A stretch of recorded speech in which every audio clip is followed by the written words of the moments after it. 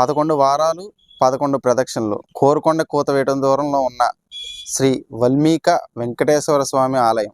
దీని యొక్క ప్రత్యేకత ఏంటంటే ఇక్కడ పుట్ట ఏదైతే ఉందో కింద పుట్టలో సాక్షాత్తు వెంకటేశ్వర స్వామి వెలిచాడు. దానిపై నుంచి మళ్ళీ వెంకటేశ్వర స్వామి విగ్రహం అలాగే ఇప్పుడు గుడి కట్టడం జరిగింది.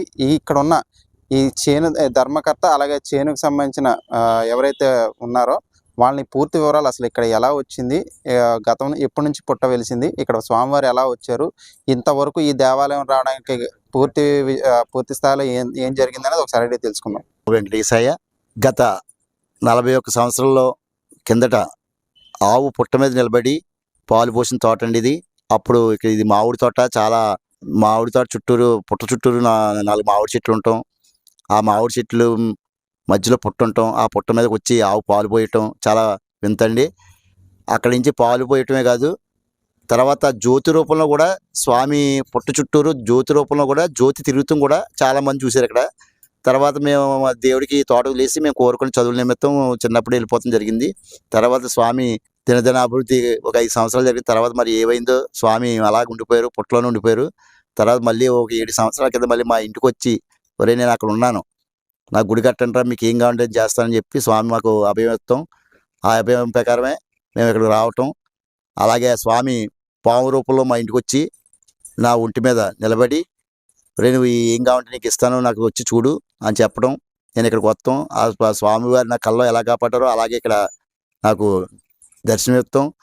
అప్పుడు స్వామి నువ్వు ఉన్నావని నిరూపించు, నీ గుడి కడతానని నేను ఆయన్ని పరీక్ష చేసే అంత మొనగడం కాదు కాబట్టి అయినా ఒకసారి స్వామి చూడాలనే సంకల్పంతో నేను పుట్లో ఇలా చూడగానే స్వామి వచ్చి సాక్షాత్తు నా చెంప తాగటం.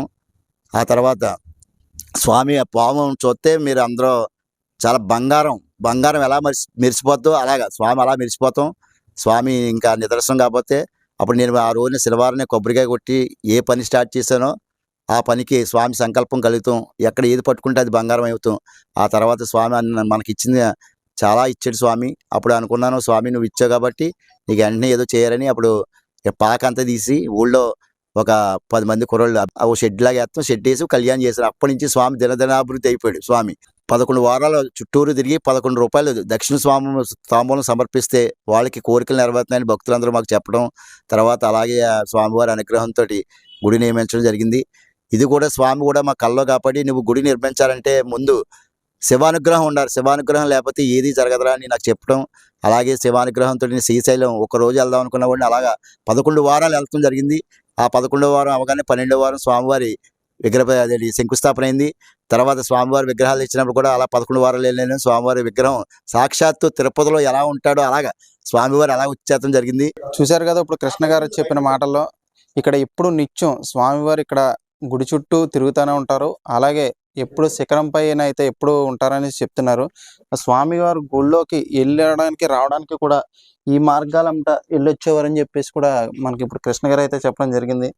ఇక్కడికి ప్రస్తుతం అయితే సుమారు 50-60 కిలోమీటర్ల దూరాల నుండి భక్తులు కాలినడకన నడుచుకుంటూ వచ్చి ఈ గుడి చుట్టూ 11 ప్రదక్షిణలు చేసి 11 రూపాయలు దక్షిణ వేసి వాళ్ళ మొక్కుకున్న కోరికలు తీర్చుకోవడానికి మొక్కుకుంటున్నారు. ప్రతి ఒక్కరు ఇక్కడికి వచ్చిన భక్తులు ఎవరైతే ఉన్నారో వాళ్ళ కోరికలు తీరుతున్నాయని చెప్పేసి అయితే ఇక్కడ చెప్పుకోవడం జరుగుతుంది. ఈ గుడి ఇక్కడ ఏదైతే ఉందో వల్మీక వెంకటేశ్వర స్వామి అంటే పుట్టలో కొలువైన వెంకటేశ్వర స్వామి, ఇటువంటి దేవాలయం ఈ ఉభయ తూర్పుగోదావరి జిల్లాలో ఎక్కడా అయితే లేదని చెప్పుకోవచ్చు.